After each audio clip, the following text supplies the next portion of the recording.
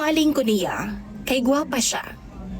Lamion og lawas, apan dihang gikama na nako siya. Nakita na ako nga kunot naman di ay kaayo ang iyang tapay sa tabadiday. Tawagan na lang ko ninyo sa pangalang Jason. 29 anyos o taga-dinhi lang sa Davao City. DJ Sam, single pa ko apan doon ako'y usa ka anak sa akong ex-live-in partner nga si Rona. Si Rona, DJ Sam, gwapa kaayo ni siya, og bigot pa jud.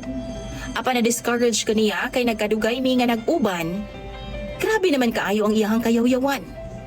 Saba kaayo siya sa bahay, DJ Sam. Sige na lagbagting ang akong dalunggan kung naa siya. Kada mata na ako sa buntag, sa puton ko makakita sa iyang naong. Nawala na ang sweetness namong duha ni atong sugod pa mi sa among relasyon. 2 months ago, tungod mahilig kog scroll-scroll sa social media, nakita na ako ang usa ka sexy o gwapa kaayo nga babay. Naka-bathing suit lang siya, DJ Sam, o grabing heart-heart sa akong mga mata. Gi-heart yun ako ang iyahang photos o gistok pa nako siya. Gwapa kaayo siya. Ni PM ko niya, DJ Sam, o mi-reply po siya o naila-ila na nako siya. Itago na lang nato siya sa pangalang Isabel. Nanguyab ko niya, DJ Sam, o gisugot pod ko niya. Single pa sab siya, maong gigrab na ako ang opportunity. Actually, duha lang kasi mana. Gisugot na dayon ko niya. Nagsabot dayon ming duha nga makita sa personal aron nga matambalan ang kamingaw namo sa usag-usa.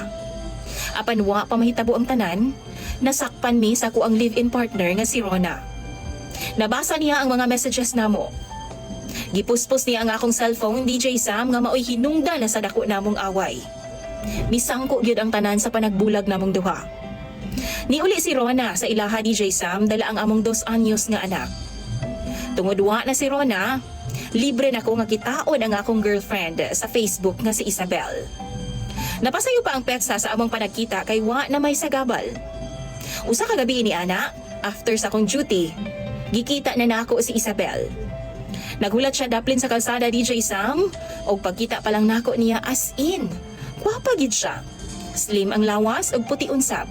Hamis, maayo kayo siya muda sa iyang panamit.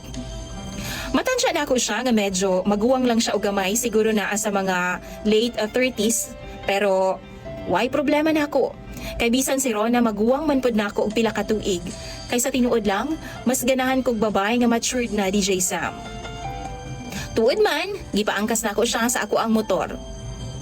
Gidiretso nako siya sa DJ Sam. Bago mi nagbinigwasay, nangaun-una mi. Pampakusog ba? Story-storya, sama na ako, doon na napod siya'y anak DJ Sam, apan wa ko'y pakialam. Wa na ko'y gana maminaw sa iyang mga storya kay katirahon na kaayo ko ni atong higayuna. Lights on ang akong tirada, DJ Sam. Nihangyo siya lights off, apan ako yung gusto ang masunod. Maayo po siya mukambras, maong mas na-excite pa ko niya. Dihang ni paubos na ko, DJ Sam. O ako anang gihubuan siya sa iyahang itnap. Gisugda na unta nako ang urimos. Daw nasangit man ang akong tabadidoy. Mura man kong naglisod. Mautong gilili na ako, DJ Sam. O dito na ako nakita ang hasta naman di ay kakunot sa iyang tabadiday. My gosh, DJ Sam. Naunsa naman di ay ning pangitabuan ni. Mura naman anay namo sa bukid kaka-20 na naangkan. Medyo nalisang ko, apan gipaday na lang nako kay naa naman ni. Kumbaga, on the way nako. Pero DJ Sam, humana mo, wa na nako siya giusban kay murag lain naman.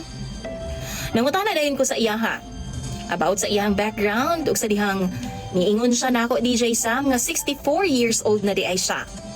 DJ Sam, daghan jud daw nag-ingon nga bata pa kaayo siya sa iyahang edad. Gani wala daw mutuo nga usa na di siya ka senior citizen. Gitutukan ako siya pag-ayo, DJ Sam. Saka na ako napagtanto nga baga day kay siya make-up. Dito sab na ako naklaro ang mga traces sa iyahang edad. Mahilig lang jud daw siya mag-zumba, maong sexy gihapon siya. Naga-gym po daw siya, DJ Sam. Kay wa man po daw siya laing lingaw. DJ Sam, bago minanguli, imbis wa na ko'y planong usban siya. Naisahan pag yun intawon ko niya. Kay iya naman kong gikabayan. Paita lagi. Karon, DJ Sam, sige gihapon siyang message na ako. Ako na lang po siyang gisabay-sabayan. Sige siya hagad ganus daw mi magkita pag-usap. Nahigampo din taon ang akong uyab. DJ Sam, karon nga nahuwasan ako sa akong uwag. Nakita na nako nga idara na jud ay tan-ahon si Isabel. Saka na po nako nabasa ang mga comments sa iyang mga kaila sa social media. Pastilan ni DJ Sam. Napasubo na ba ko ani? Sundalo baya daw iyang duha ka mga anak basin og mapatay unya ko nila. Gawas ni ana, gisulayan po na ako contact og bangag sorry sa ako ang partner nga si Rona. Pero dili sa daw siya DJ Sam. DJ Sam, og sa imo mga followers. Gaba na ba ning ako Unsa may angay na kong buhaton? Tambagi daw ko ninyo sa comment section. Imong follower, DJ Sam, Jason.